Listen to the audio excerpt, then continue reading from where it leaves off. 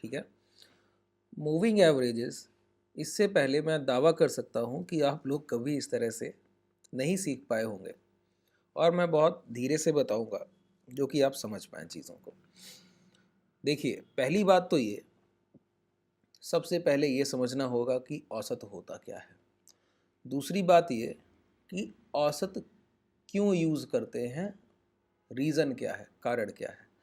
जब आप इस बात को समझ लेंगे कि क्यों यूज़ कर रहे हैं और किस तरह से उसको यूज़ करना है, तब आपके रिजल्ट्स बहुत अच्छे होंगे। मैं आपको दो बातें बता दूं शुरुआत में जो हम लोग सीखेंगे। एक तो सीखेंगे मूविंग एवरेजेस से ऑप्शन बाइंग करना, दूसरा सीखेंगे इक्विटी में स्विंग ट्रेडिंग करना, और तीसरा अगली क्लास में मूविंग एवरेज का एक पार्ट है एंकर वीवैप, जिसे हम लोग कहते हैं वॉल्यूम वेटेज एवरेज प्राइस। तो आज हम लोग मूविंग एवरेज सीख लें, और उसका दूसरा एक हिस्सा एडवांस वर्जन एवीवैप होता है, उसको हम लोग अगले सेशन में कवर कर लेंगे।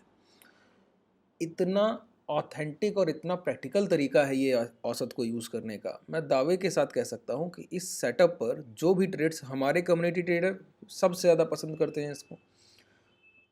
और भी कई तरीके हैं, बॉलिंजर बैंड आगे की क्लासेस में बताऊंगा, वो भी एक तरीका है। और औसत और स्ट्रेंथ RSI, दो ही तीन टूल हैं जिनको मैं बेहतर मानता हूं, और बाकी किसी आपके काम के हैं नहीं। हालांकि आप उसको यूज़ नहीं कर पाते हैं, आप लोग नॉर्मल यूज़ करते हैं 20 का मूविंग एवरेज, 50, 100, 200, 150, 10, या फिर एक्सपोनेंशियल मूविंग एवरेज यूज़ करें। मैं आपको बताऊं सिंपल मूविंग एवरेज यूज़ करने होते हैं। जरा समझिए कॉन्सेप्ट को क्या है। देखिए, औसत क्या है और बाजार में किस तरह के औसत होते हैं। बाजार में दो तरह के औसत होते हैं, एक बायर का औसत, एक सेलर का औसत।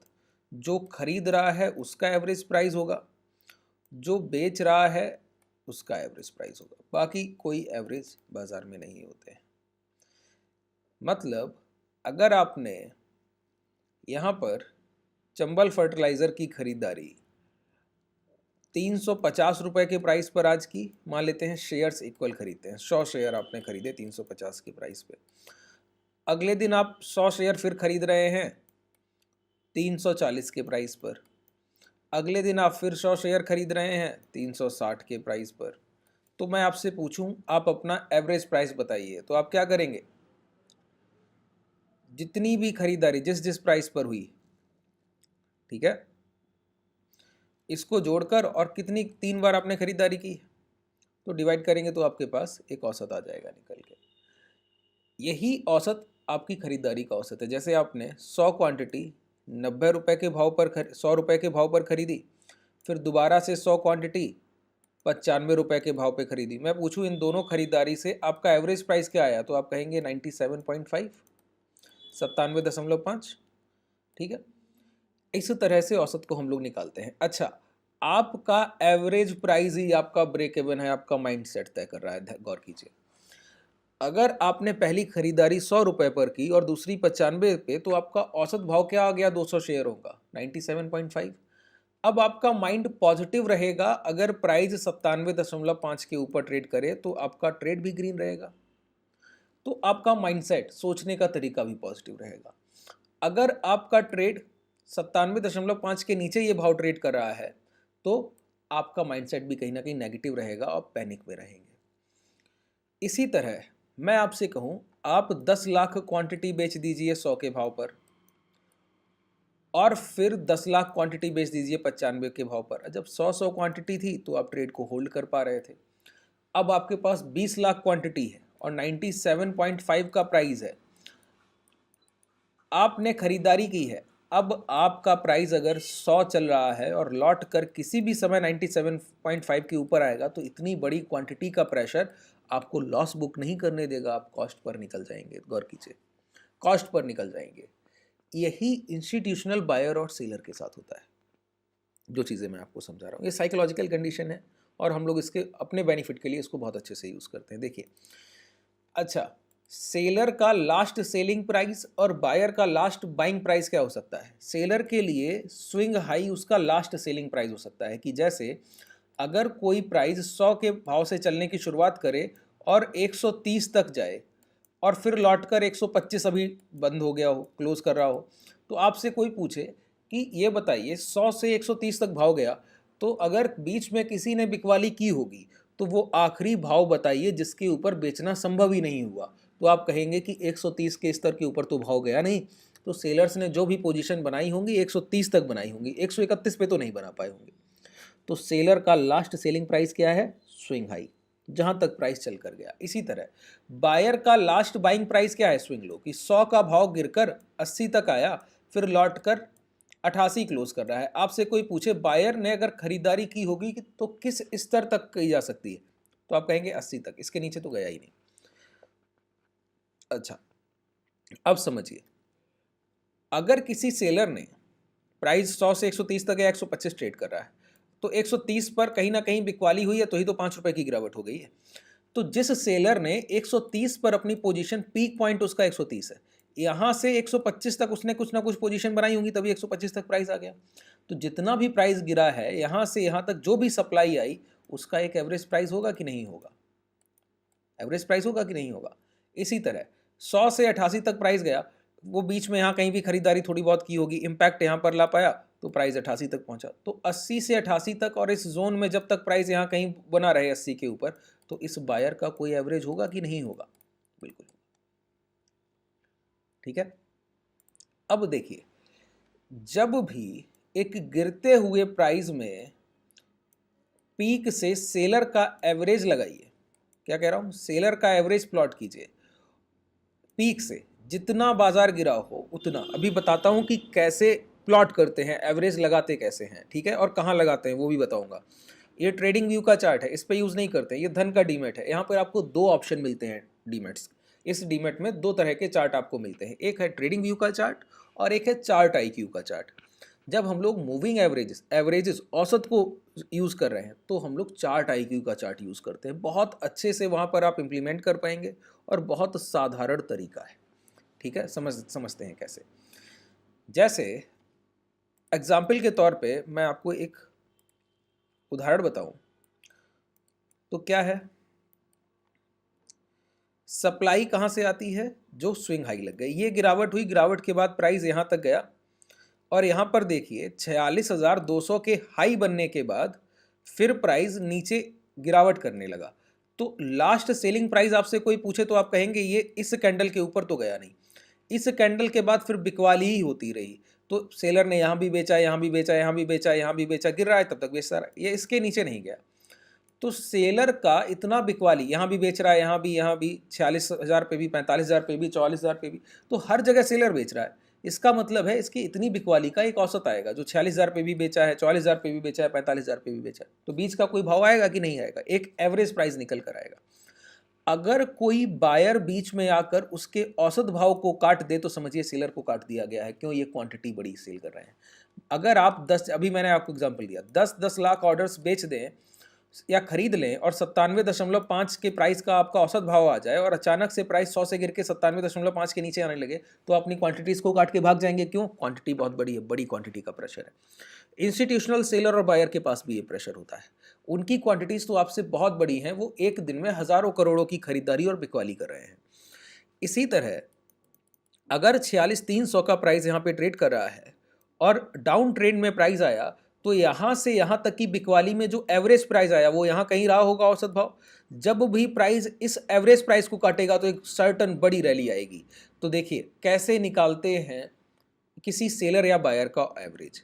सबसे पहले हमको एक पीक पॉइंट ढूंढना है, जिस स्तर तक प्राइस चल के गया। जैसे यहाँ पर 46,200 तक चल के गया, फिर गिरावट की शुरुआत हो गई, तो यहाँ से लो तक जितनी कैंडल्स के फॉर्मेशन हुए वो हमको ध्यान रखने हैं। ठीक है, और अभी जहां बाजार ट्रेड कर रहा है, जैसे अभी यहां ट्रेड कर रहा है, और आपको सेलर का प्राइस चाहिए, या फिर यहां पे आप ब्रेकआउट देख रहे हैं, आपको यहां तक सेलर का प्राइस चाहिए, तो जहां भी रिसेंट प्राइस ट्रेड कर रहा है, तो वहां पर हमको सप्लायर का, सेलर का एवरेज प्राइस मिल जाता है। तो टोटल नंबर ऑफ कैंडल्स जितनी बनी है उतनी कैंडल्स का औसत, और जिस टाइम फ्रेम पर, जैसे यहां से यहां तक जब प्राइस यहां ट्रेड कर रहा था एग्जांपल के तौर पर, इसके बाद ये ब्रेकआउट हुए, तो ब्रेकआउट जब भी ये होंगे, सेलर के प्राइस को काट कर ही प्राइस सेल कर गया होगा, ये तय है। ये सबसे ऑथेंटिक प्राइस एक्शन का सेटअप है एवरेज के लिए।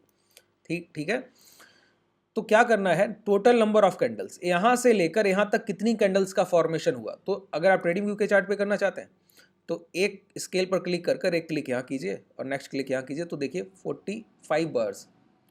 ठीक है, लगभग 45 कैंडल बनी, ठीक है, 45 कैंडल्स बनी है, तो आपको मूविंग एवरेज कौन सा प्लॉट करना होगा, 48 का। लेकिन अब अगर 48 का मूविंग एवरेज प्लॉट करेंगे तो इन वाले सेशंस को भी ये मेंशन कर लेगा। इसीलिए मैंने कहा हम लोग दूसरे चार्ट का यूज़ करते हैं, ट्रेडिंग व्यू का नहीं। आप यहाँ पर जब आएंगे तो ये देखिए, जैसे ये बैंक निफ्टी का है, ये ट्रेडिंग व्यू का चार्ट है। आप ट्रेडिंग व्यू का चार्ट इस पर क्लिक करेंगे ना, तो जो आपको चार्ट अभी मैं दिखा रहा था वहाँ पे पहुँच जाएंगे। अच्छा, ये धन का डीमैट आप यूज़ करना चाहते हैं तो नीचे डिस्क्रिप्शन में लिंक है इसका, आप उस लिंक से अपना डीमैट ओपन कर सकते हैं, ठीक है। बिल्कुल आसानी से ये सारी चीज़ें आपको फ्री ऑफ कॉस्ट मिलती हैं। स्ट्रेटजी बिल्डर अभी मैंने प्रीवियस वीडियो बनाया, आप लोगों ने कमेंट किया, बिल्कुल फ्री ऑफ कॉस्ट है, बिल्कुल आसानी से आप वहाँ ट्रेड्स कर सकते हैं, देख सकते हैं, पहले से पोजीशन को बना के रिस्क रिवॉर्ड देख सकते हैं, सब कुछ फ्री ऑफ कॉस्ट है। यहाँ पर ये बैंक निफ्टी अगर ट्रेडिंग व्यू पे क्लिक किया तो वहाँ पहुँच गए। यहाँ पे देखिए, जब आपने इस चार्ट्स पे क्लिक किया तो चार्ट IQ का चार्ट ओपन होगा। आप यहीं पे ट्रेडिंग व्यू का चार्ट लगाना चाहें तो ट्रेडिंग व्यू पे क्लिक कर सकते हैं। यहीं पे आप चार्ट IQ का चार्ट इस तरह से प्लॉट कर सकते हैं। प्लॉट हो गया। डेली टाइम फ्रेम, अब मैंने क्या कहा, जहाँ से जहाँ तक का एवरेज चाहिए तो ड्रॉ लाइन पर क्लिक कीजिए। यहाँ पर आपको टूल मिलेगा एवरेज लाइन, ये बहुत महत्वपूर्ण टूल है, एवरेज लाइन। अब पहला क्लिक वहाँ करना है जहाँ से गिरावट की शुरुआत हुई, जैसे ये 46,200 से गिरावट की शुरुआत हुई, और हमको देखना है कि कहाँ जाकर यहाँ तक का हमको औसत चाहिए था, यहाँ तक, ठीक है। तो थोड़ा सा 2 दिन आगे तक यहाँ तक हम लोग देख लेते हैं। अब देखिए, ये सेलर का एवरेज, जिसने 46,200 से सेलिंग की शुरुआत की थी ना, जब प्राइस यहाँ ट्रेड कर रहा था तो इसका औसत क्या था, 43,992, 44,000।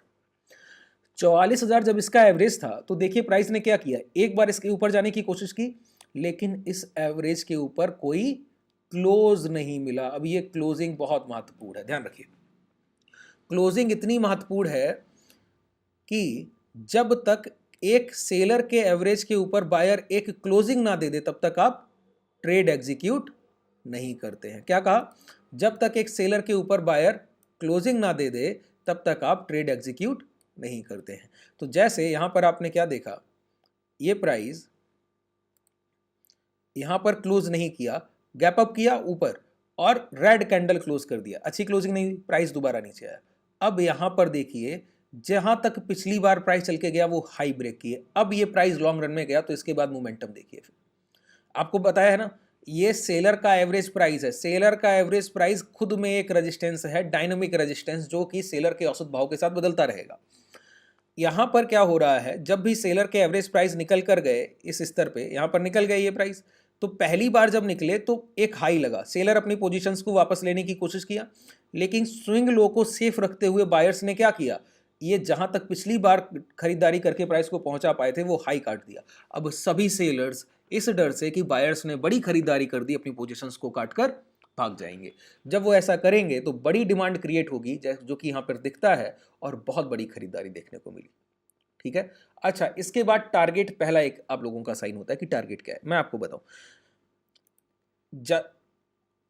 जब भी प्राइस सेलर के एवरेज के नीचे ट्रेड कर रहा है तो जितना इंपैक्ट ऑफ सेलिंग से लो लग गए, ब्रेकआउट के बाद इंपैक्ट ऑफ बाइंग में कम से कम उतना मोमेंटम तो आएगा कि जैसे यहां पर 43,982, 44,000 से बाजार गिरा और 42,000, 2,000 पॉइंट की गिरावट है। तो ये जब हाई ब्रेक हो रहे हैं, ये हाई कहां ब्रेक हो रहे हैं, अब देखिए ये हाई ब्रेक हो रहे हैं 44,400 पे, तो टारगेट क्या होना चाहिए था, 45,400, 46,300, 400 के आसपास। तो हम लोग कहाँ पहुंचे, देखिए 46,300 के आसपास पहुंच गए ना, तो यही हम लोगों के टारगेट थे। जिन लोगों ने यहाँ पर लॉन्ग की पोजीशन ली, हमारे कई ट्रेडर्स इस तरह से लॉन्ग करके बैठे थे, हालांकि हम लोगों ने भी कराया, सभी लोगों ने लॉन्ग की पोजीशन ली, बहुत अच्छे प्रॉफिट्स लोगों ने बुक किए। तो ये मूविंग एवरेज का सबसे ऑथेंटिक यूज है, ठीक है। टारगेट कैसे निकालते हैं दोबारा समझा देता हूँ। एवरेज को प्लॉट करने के बाद मूविंग एवरेज, ये एवरेज लाइन मिल जाती है जहां से आप प्लॉट करना चाहें जिस भी औसत को, ठीक है। और इस तरह से आप इसको लगा लीजिए, और फिर आप देखते हैं कि जब भी ये प्राइस निकला तो जितनी इस एवरेज से नीचे पैनिक आया था ब्रेकआउट के बाद, उतना ही बड़ा पहला बुल रन आएगा, ठीक है। अच्छा, इसको और कैसे यूज करते हैं, जैसे इंट्राडे में अभी देखिए, अभी बैंक निफ्टी 5 मिनट के टाइम फ्रेम पर आ जाइए, ठीक है, बहुत आसानी से समझा देता हूं। अब कल से क्या हुआ है जरा गौर कीजिए, इस हाई को टच करने के बाद बाजार इस हाई को नहीं निकला है, देख पा रहे हैं, इस हाई को टच करने के बाद बाजार इस हाई को अभी तक नहीं निकला है। तो सेलर यहां पर बैठे हुए हैं, लेकिन निचले स्तर पर स्विंग लो ब्रेक नहीं हुए। तो हम लोग इस सेलर के एवरेज प्राइस ले सकते हैं कि नहीं ले सकते, बिल्कुल ले सकते हैं। यहां पर पहला क्लिक कीजिए और अभी तक जहां तक प्राइस चला है वहां पे क्लिक रखिए। अब देखिए इसके ऊपर आपको अच्छी क्लोजिंग आज के सेशन में कहीं देखने को नहीं मिली। अब कल के सेशन में कभी भी ये हाई निकलेंगे, 47,000 के ऊपर प्राइस ट्रेड करेगा और कल और कैंडल्स जुड़ जाएंगी इसमें। तो जब और कैंडल्स जुड़ जाएंगी तो और प्राइस देखने को मिलेगा, एवरेज ये बदल जाएगा, जो अभी 46,800 46,924 है ये बदल जाएगा। अगर कभी भी इसके ऊपर प्राइस निकले और ये डे हाई निकल जाए तो बहुत बड़ा मोमेंटम फिर से आपको मिलेगा, 200-300-400 पॉइंट आप फिर गेन कर लेंगे। इस तरह से जब आप औसत को यूज़ करते हैं, ये सबसे ऑथेंटिक प्राइस एक्शन है, सबसे बेहतरीन प्राइस एक्शन को यूज़ करने का तरीका, इससे बेहतर नहीं।